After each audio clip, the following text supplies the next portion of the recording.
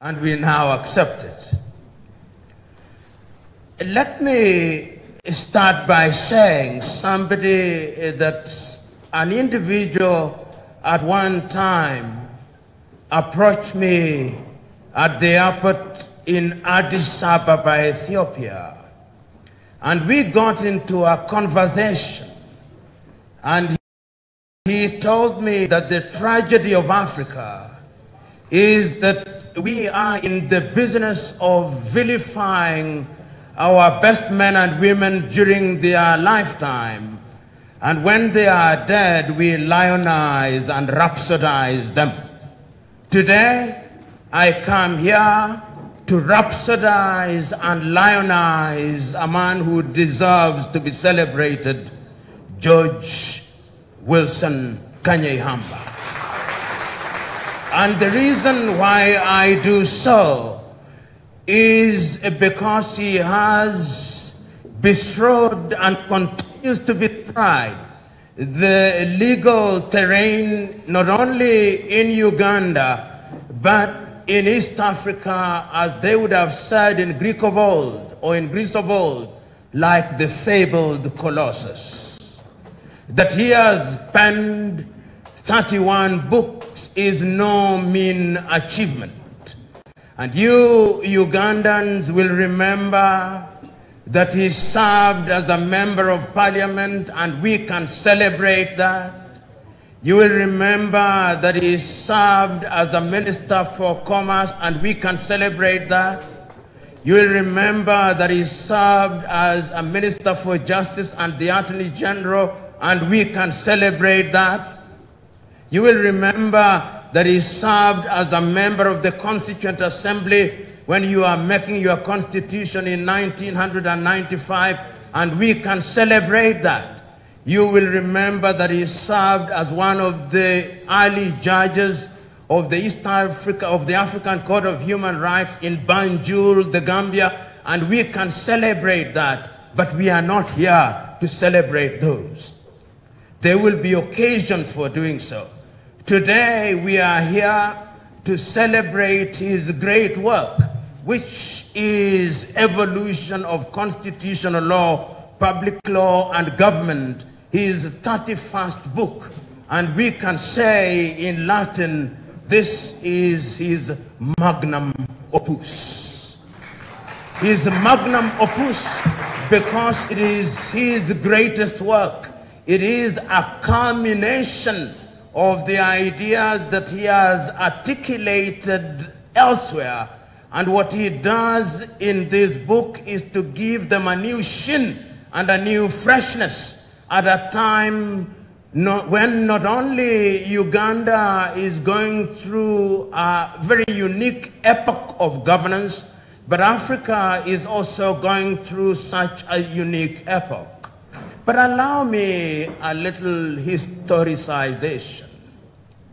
When did I first meet Professor Dr. George Wilson Kanyehamba? I remember so very vividly in 1981 as a student of constitutional law at the University of Nairobi. And I remember so very vividly my own teacher in constitutional law, whom he knows very well, Hastings Wilfred Opinya Okothogendo, telling us that if there is any book that you must read on constitutional law, it is that written by the then Dr. George Kanyehamba. If one were to be melodramatic about it, it was prescribed to us as if it was some kind of Bible, some kind of Quran, some kind of Hindu Gita. And we read the book keenly. And of course, we appreciated the erudition with which the work was written and the celerity of the mind of the man who penned those issues. Even in those early days, when the meeting was only virtual, I saluted this giant of the law as a great man. But I was to meet Professor Kanyehamba in flesh and blood in the year 2002, when I had the honor and privilege of serving as the Secretary General and the Chief Executive of Kenya's own constitution-making process, the Constitution of Kenya Review Commission. We walked around the country and we took the pulse of the Kenyan nation. The Ugandans had gone through a constitutional review exercise, and those who are in the business of constitution making did acknowledge that the Ugandan Constitution of 1995 was considered to be one of the best constitutions in the world. Whatever perimeters they used, I do not know, but they said so, and I have no reason to contradict them. We looked at all areas. I remember then in matters of how you had the architecture of the legislature, and we thought that it was good.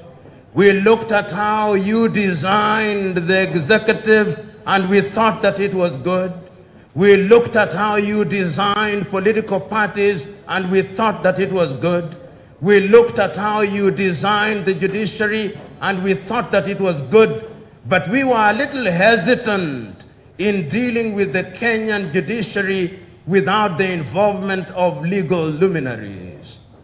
We therefore came out, working jointly with the Law Society of Kenya and the judiciary itself, to look for men and women who, by dint of their experience and training, could preside over an exercise of examining our judiciary and making prescriptions on how it ought to be restructured. And we fell upon the name of Professor Dr. George Wilson Kanyehamba. We assembled a team of individuals who then came to Kenya under the aegis of the Commonwealth.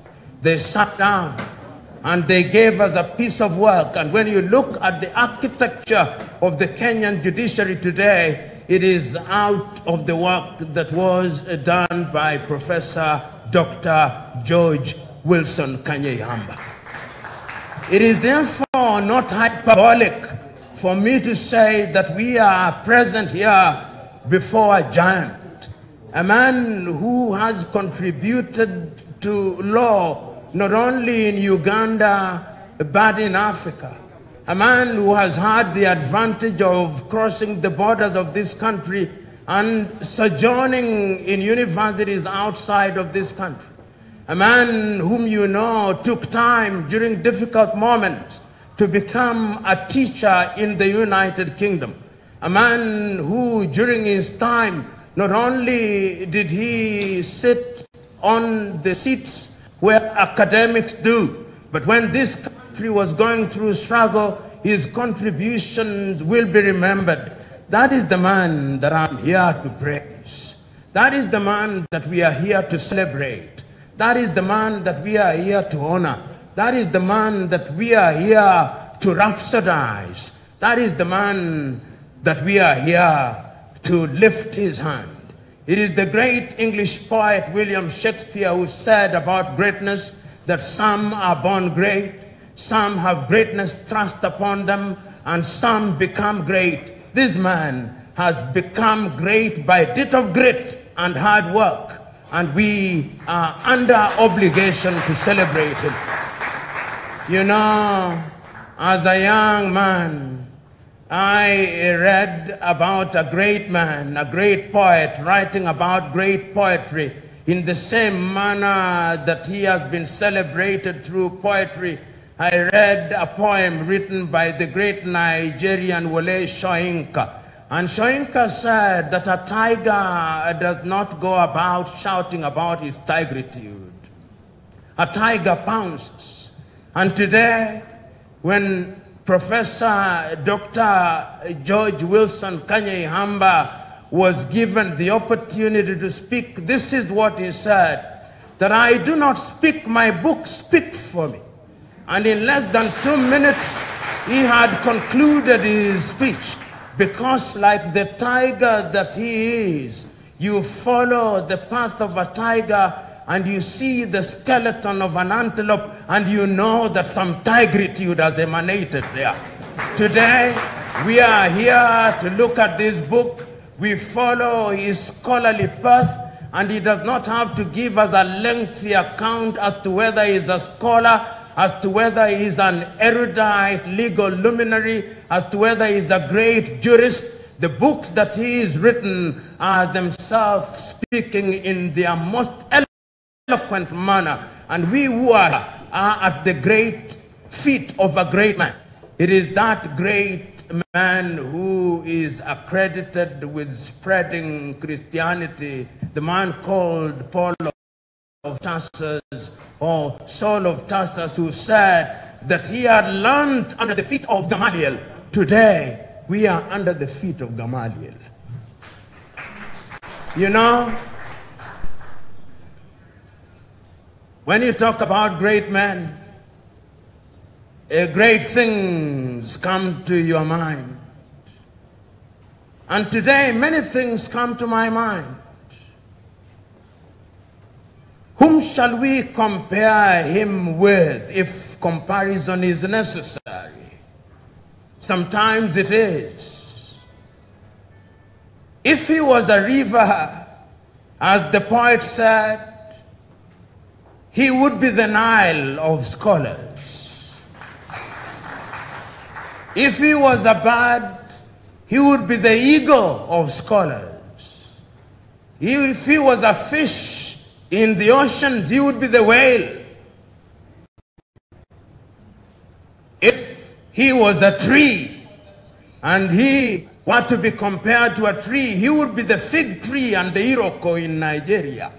That is the man that we are talking about. If he was a mountain, he would be the Kilimanjaro or the Himalayas. Not any word that I'm speaking this afternoon is hyperbolic. They describe the man. He is a colossus, and friend and foe alike have no choice but to celebrate him. George Wilson Kanye-Ihamba, I salute you. George Wilson Kanye-Ihamba, I come to praise you. And all of us who are present here have come here for only one purpose: to praise you, because you deserve praise. Ladies and gentlemen,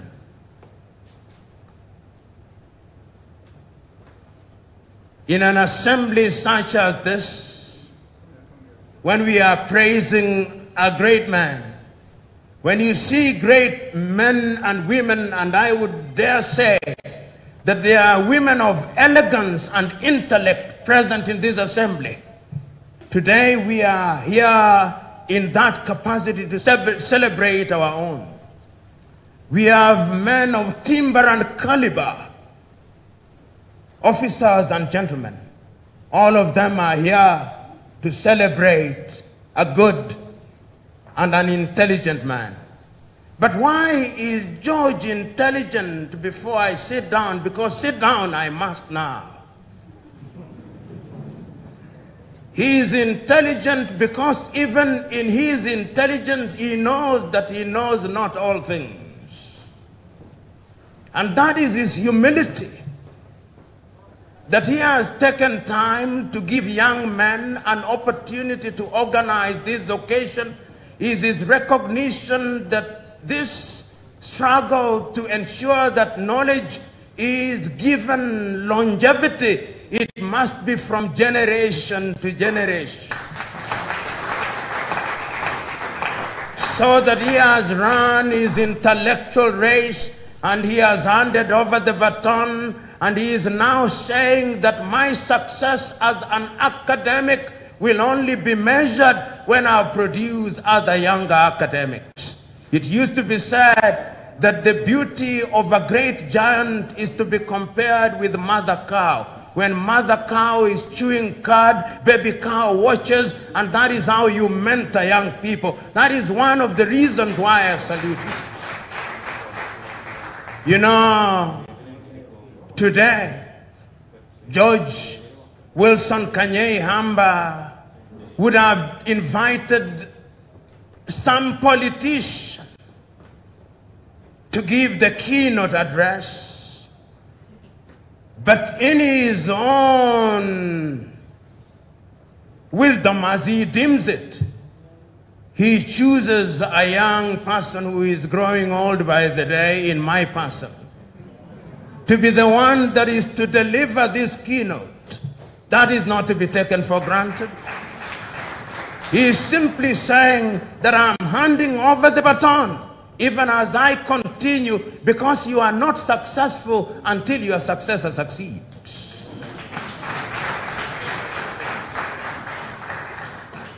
So, George, sit where you are sitting in the knowledge that you are today the personification of excellence.